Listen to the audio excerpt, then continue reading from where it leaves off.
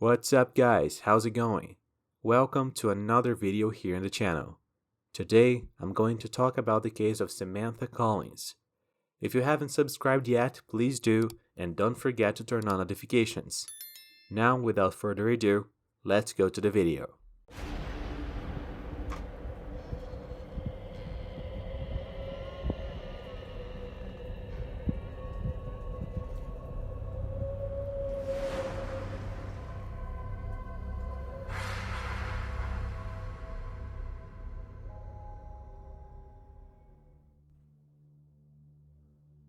Samantha Collins met Ian Borberly during a mutual friend's party in 2003 in Mississauga, Canada.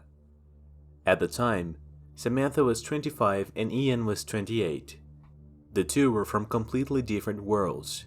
While Ian was born into a middle-class family with caring and loving parents, Samantha was born into a poor family without any structure, being raised only by her mother and never knew her father.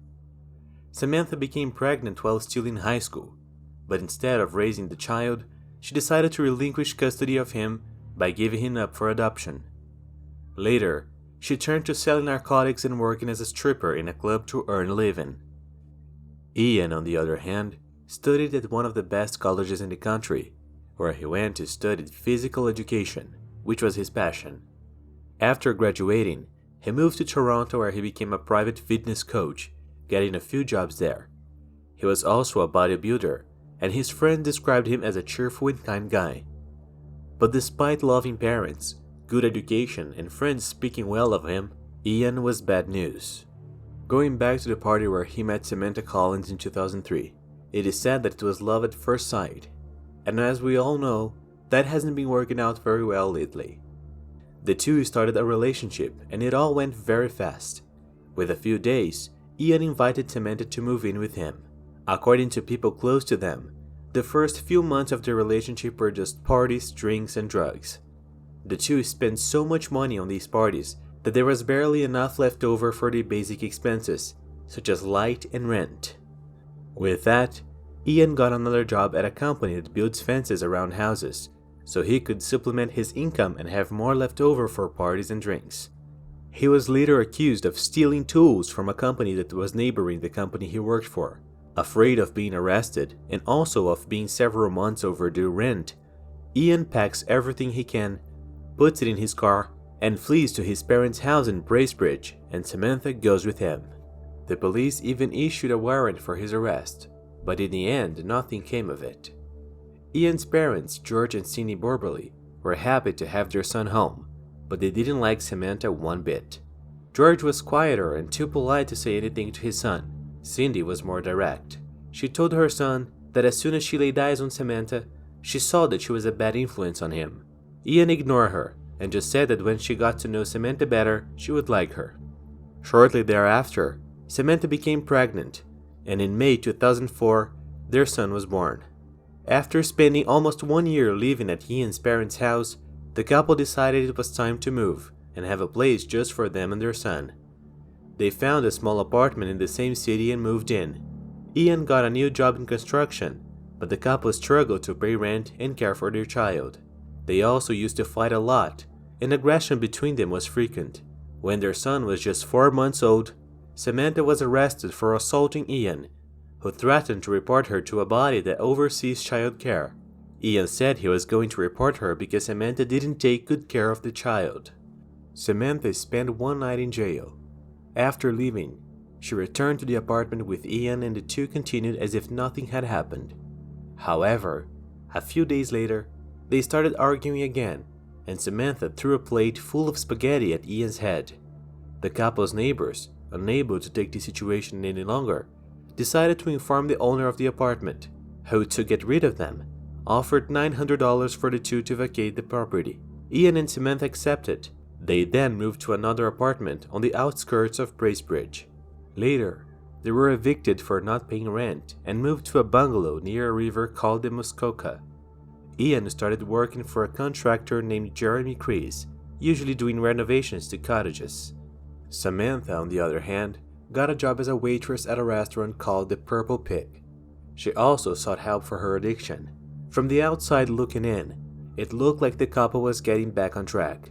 But the truth was, Samantha had had enough of Ian. She even started having affairs with several other men, some of whom Ian suspected and confronted. She also used to disappear for days at a time, coming home just to eat and get clothes, and then disappearing again.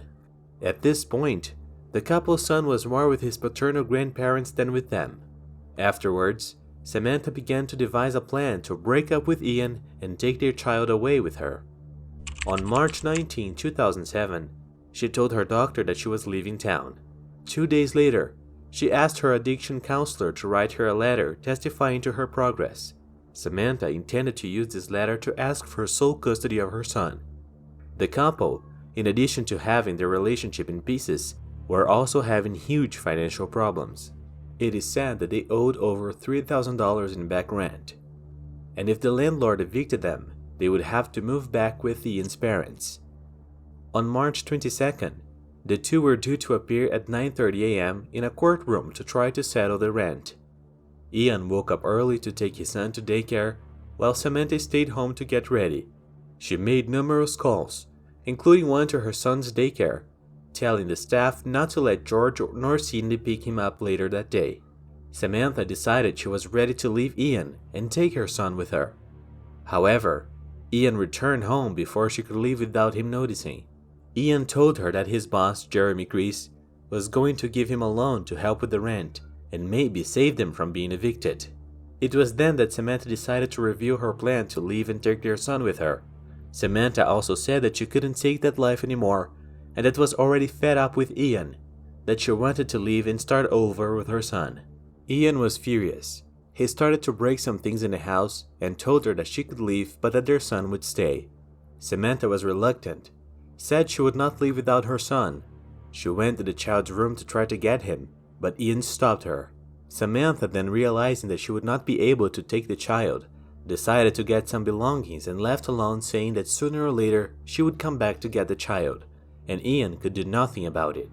After Samantha left, Ian decided to move on with his life. He took out the loan from his boss and paid the rent he owed. He told friends and family that Samantha had abandoned him and their child, and when they asked him where Samantha had gone, she would say a different place for each person. Sometimes he said she went west. Other times she went back to stripping. He told his parents that Samantha had moved back to Toronto. To some close friends, he said that Samantha had cleared out her bank account before she left, and that he wasn't sure where she went, but suspected she was in Oshawa, Hamilton, or Windsor. As for an employee at his son's daycare, he simply said that Samantha had abandoned him and would not return. He even told his mother, Cindy, that the day he told his son that Samantha had left them both, his son sat up and put his hand on his knees and said, "Don't worry, Dad, we don't need her." In the following years, Ian raised his son with the help of his parents, who were used to being with the boy even when Samantha was around. It is said that the child is very attached to the grandparents and never minded spending time at their house. Friends and colleagues close to Ian told him that he looked better without Samantha, and that her leaving may have been a good thing. At work, things were going very well for Ian. His boss, Jeremy Grease, had won a 1.5-year contract to renovate a country house in Wook Lake, about 18.5 miles east of Bracebridge. This country home belongs to a renowned Toronto physician named Peter Vettis, who worked at St. Michael's. Jeremy assigned Ian to do the job with him. They managed to finish the job a little ahead of schedule, and Peter Vettis really liked it. In April 2009, Nicole, Samantha's sister, contacted Ian for news of her sister. According to her, Samantha has not been in touch since 2007, and her phone number only gave a P.O. box. Ian told Nicole that he also didn't hear from Samantha anymore, and that she left him and wouldn't come home anymore. Nicole was extremely worried. She started using social media in the hopes of finding her sister, but it was in vain. In May 2010, Peter Vettis found a large wooden box in a space below his cottage in Wood Lake, the same cottage that Ian had been working on renovating for over a year. The box was hidden behind a thin plywood slat. Peter realized that the box hadn't been there very long, as there was no dust, no cobwebs, and no signs of damage for seeping rainwater. Because he was so busy, the man ignored the box and eventually forgot about it. Only in July, almost 2 months later, Peter remembered the box. However, he was in Toronto. He then called his caretaker, a man named Norman Lintz, and asked him if he knew anything about that box and why it was under his cottage. Norman replied that he didn't know of any box, and asked Peter if he wanted him to open it when he went to the country house. Peter said he could open it, and depending on what was inside, he could get rid of it. On July 5, 2010, Norman Lintz went to the cottage at Wood Lake. He took a crowbar and opened the box, and what he found inside was frightening. According to Norman, as soon as he opened the box, he already smelled a strong smell of rotten meat. When looking inside, he saw 4 covered 20-liter plastic buckets, and as he lifted the lid of one of the buckets, he saw what looked like an arm. Very scared, Norman desperately called Peter Vadas, who then communicated the authorities. The police quickly arrived at the scene. They opened all the buckets and found that it was a human body divided into 12 parts. Because the corpse was practically sealed inside the buckets and the box, it was reasonably preserved, and with that, the forensic team was able to identify it through fingerprints. It was Samantha Collins. The coroner was unable to determine the time or even the year of death. Some of the organs had been removed, which made this job even more difficult. Finally, because there were no insects in the buckets, the coroner concluded that the crime occurred during the cold weather. Obviously, the cops followed Ian and asked him a lot of questions. At all times, he cooperated with the police and told them that Samantha had abandoned him and he had not known anything about her for years. But the police found it strange that her body was hidden in the very country house where Ian worked for a year and a half. To the police, this did not appear to be a mere coincidence. Peter Vadas used to rent his country house in high seasons, and this raised the hypothesis that perhaps whoever took Samantha's life put her body there on purpose to frame Ian. During investigations, the police discovered that Samantha had several lovers, so maybe one of them did this to her and then tried to blame it on Ian's back. Bracebridge is a small town where practically everyone knows each other. Ian knew of his partner's infidelity, and as I mentioned, he even confronted some of the men he suspected was dating her. It is not hard to believe that one of these men got angry and decided to get revenge on Ian. The police investigated the case for 10 months, and even though they found no physical evidence that Ian was responsible for the crime, he became the prime suspect. Later, authorities assumed that the crime took place around March 22, 2007. That's because after checking Samantha's phone records, they noticed that she made an average of 23 calls a day. And after March 22nd, her calls dropped to 10 a week, and the police found that all those calls were made by Ian. With that, the police tapped Ian's and his parents' phones. They also assigned a surveillance team to monitor all of their activities. By this time, Ian was living in a house in the town of Aurelia with his new girlfriend, a hairdresser who had children of her own. The policemen set up a strategy to find out if Ian was really responsible for the crime or not. They approached his girlfriend and told her that Ian was the prime suspect for the crime, and that if she knew something, she'd better tell them, otherwise she would get in trouble. At first, the woman said nothing, but then when the police were no longer around, she desperately called Ian and their conversation confirmed that Ian was responsible for the crime. Remembering, the cops had tapped his phone, so they heard everything. Ian was arrested on May 2, 2011 while driving on the highway. But how did Ian take Samantha's life if she was gone? Well, that's what he told everyone and what he wanted everyone to believe. But the truth was different and he confessed everything during his interrogation. On March 22, 2007, the day Samantha planned to leave and take her son with her, Ian arrived home early, frustrating his companion's plans. When Samantha told him that she wanted to leave him and live with the couple's son, they had a violent fight. In the middle of the fight, Ian hit Samantha in the head with a blunt object and she couldn't resist. Afterwards, he cleaned up the crime scene and hid Samantha's body. The next day in the morning, after dropping his son off at the daycare, Ian met with his boss to get the loan he had applied for. With the money, Ian went to a department store and bought 4 plastic buckets of 20 liters and 4 matching lids. Then he drove about 30 minutes with Samantha's body in the trunk to an isolated cabin in the town of Huntsville. This cottage belonged to a man named Robert Colley. Ian was working for him on the renovation of the same cabin and knew that the place was empty because Robert had traveled to Mexico with his wife. With no one to bother him, Ian took his time. He took Samantha out of the trunk and divided her into 12 parts, putting them in the 4 buckets he had bought. When he was finished, he cleaned up the place, put the buckets in the car, and drove home. In the following days, he told close friends and relatives that Samantha had abandoned him, and given the couple's troubled history, everyone believed him. Ian thought of a way of temporarily hide the buckets until he found a permanent place to put them. He then bought drugs and invited a friend named Mark Hill over to his apartment.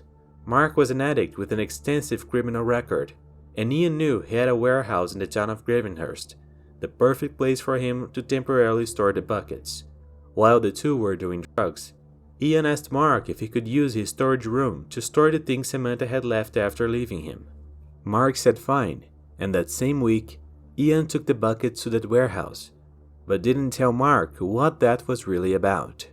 Shortly thereafter, Ian and Jeremy Craze began to work on the country house that belongs to the Dr. Peter Vadas, as I mentioned earlier. During construction, Ian began to divert some building materials, things he knew no one would miss. With these diverted materials, Ian built a wooden box of almost 2 meters square. His plan was to place the buckets of Samantha's remains in that box and then bury her in some secluded spot. But Ian didn't, and it's not clear why. What is known is that as time passed, Ian became more erratic and sloppy. He sold Samantha's clothes, and with the money he paid a debt he had because of narcotics. He used her personal cell phone until the account was cancelled for non-payment. And if that wasn't enough, he still used Samantha's dead card to pay for everything, from a barbecue to licensing his vehicle. The way he was going, it was only a matter of time before the police caught him, and as we know, they did. After Ian's arrest and the conclusion of the investigation, the police released details of the case to the media, which quickly released them to the public. People were shocked to hear about the whole plot, even more so those who knew Ian personally. For them, due to Samantha's history, everything led to believe that she would be the one to commit such a crime and not Ian. His parents were devastated. They, like everyone else, believed that Samantha really had left of her own free will, and that it somehow did their son good. But as I said, that's not what happened, and it was all in Ian's invention to throw people off something terrible he had done. A year 6 months after Ian's arrest, his trial began. The defense argued that the evidence the police had against him was not solid enough, and that they had nothing physical that could link him to the crime. The defense even put forward Jeremy Craze, Ian's boss, as an alternate suspect, claiming he also had access to the country home where Samantha's remains were found. This allegation about Jeremy by the defense irritated the judge, because he understood that they were trying to accuse a man who had nothing to do with the story and who even always helped Ian when he needed it. With that, the head of Ian's defense team, Michael MacDonald, was ousted and replaced by a Toronto attorney named Paul Cooper. As soon as he took over the defense, Paul argued that Samantha had a dangerous lifestyle and that she could have been the victim of one of her lovers. He further argued that it made no sense for Ian to hide Samantha's remains in a country house he worked on for over a year. For Paul Cooper, his client was innocent and someone was trying to frame him. After 3 days of deliberation, the jury reached its verdict. Ian Borberly was found guilty of the crime against Samantha Collins and sentenced to life in prison.